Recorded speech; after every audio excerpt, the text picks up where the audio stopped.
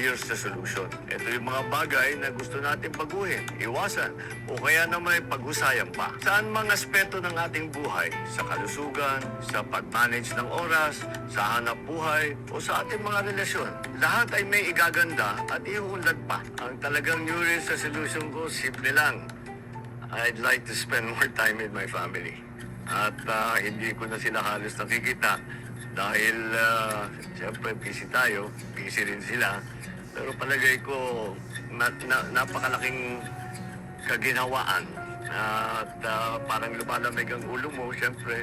At magiging maliwanag ang pag-iisip mo pagka may panahon kakasama ng mga pamilya mo at lahat ng mga kaibigan mo at mahal mo sa buhay. Siyempre, limitado yan, pero I would like to spend more time with my family.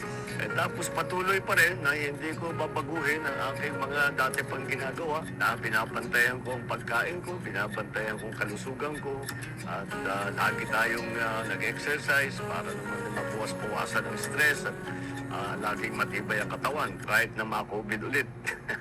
Pero siyempre, nangingibabaw sa ating New Year's resolution ang mga mithiin natin sa bayan dahil marami pang kailangan gawin, marami pang kailangan pagandahin, at marami pang kailangan ayusin para naman tuloy-tuloy ang pagsulong natin tungo sa isang bagong Pilipinas. Alam ninyo, lagi kong nababanggit itong bagong Pilipinas, ngunit hindi ko pa lubos na naipapakilala sa inyong lahat kung ano ito. Kaya bibigyan ko kayo ng kaunting patikim dahil naaangkop ang usaping New Year's resolution sa ilang konsepto ng bagong Pilipinas. Nang una, isang mahalagang bahagi sa landas natin tungo sa bagong Pilipinas ay ang individual and community involvement. Ang pakikilahok ng taong bayan, ang pakikilahok ng bawat isa, ang bawat barangay, pamilya o individual ay tinatawag ng maging bahagi ng pagbabago. Lahat naman ay may magagawa, lahat naman ay maiaambag, lahat ay kabilang. Bukod sa pamahalaan, nasisiguruhin natin magtatrabaho ng puspusan. Ang bagong Pilipinas ay mararating natin sa pamamagitan ng mga bagong Pilipino. Kaya ang bawat New Year's resolution na ating isinusulat o ipinapangako ay may mas malalim na kahulugan, may mas mabigat na implikasyon at epekto. Halimbawa na lang, huwag na natin isipin yung masyadong malalaking New Year's resolution. Simulan lang natin sa sarili natin, sa mga pamilya natin. Una, huwag na tayong malate sa trabaho. Lagi tayong on time. Hindi na pwede yung pwede na. Kailangan magandang trabaho. Huwag niyong iiwanan ang trabaho hanggang tapos. Huwag niyong iiwanan hanggang maipagmamalaki mo na ang nagawa mo. Mag-iipon ako at hindi masyadong gagastos. Ganitong paraan, kahit na maliit lang ang naiipon, ay masasabi natin na nasasanay na tayo na dapat ganyan ang ating pag-isip. Pagka naman talagang hindi natin kailangan, huwag na natin gastusan. I will read one book per month. Ito talaga para sa akin ay napakahalaga. Kailangan lagi tayo nag-aaral. Kailangan lagi nating iniisip kung paano pagalingin pa natin ang sarili natin. Sa bilis ng takbo ng teknolohiya ngayong panahon na ito, ay talagang lahat, kahit yung mga labor force, kailangan nag-aaral dahil ang daming dumadating. At hindi tayo makakapagkumpetensya sa iba't ibang bansa kung hindi tayo handa. Magiging mas presentable na ako sa trabaho. Pagandahin siyempre, ang unang pagandahin mo ang sarili mo. Meron ako natanggap na napakagandang payo. Sabi, ang unahin mo sa pagising mo ay ligpitin mo yung kama mo.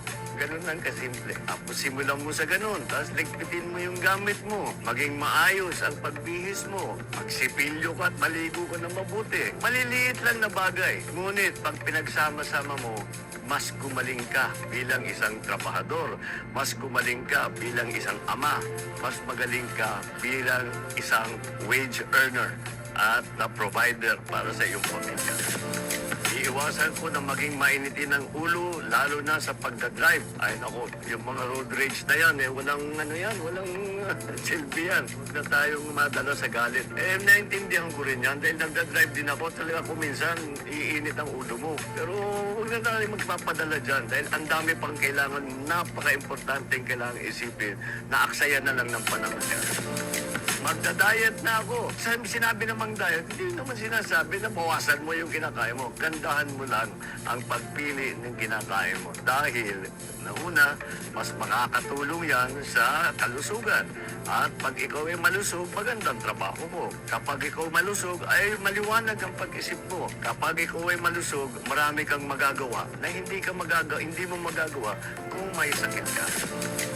Isa pang magandang natutunan ko ay dapat lagi kang may ginagawa. Huwag kang magtambay, huwag kang walang ipag-inuman ka lang. Kailangan lagi kang may project. Kailangan kang meron laging iniisip na tinutulak. Dahil kahit kumpara sa sarili mo lang, nakakatulong din yan. Kahit kumpara sa pamilya mo lang, nakakatulong sa community yan. At kung palabasin mo pa at pabuti mo hanggang sa iyong bansa, ay maliwanag, talagang malaking maitutulong yan.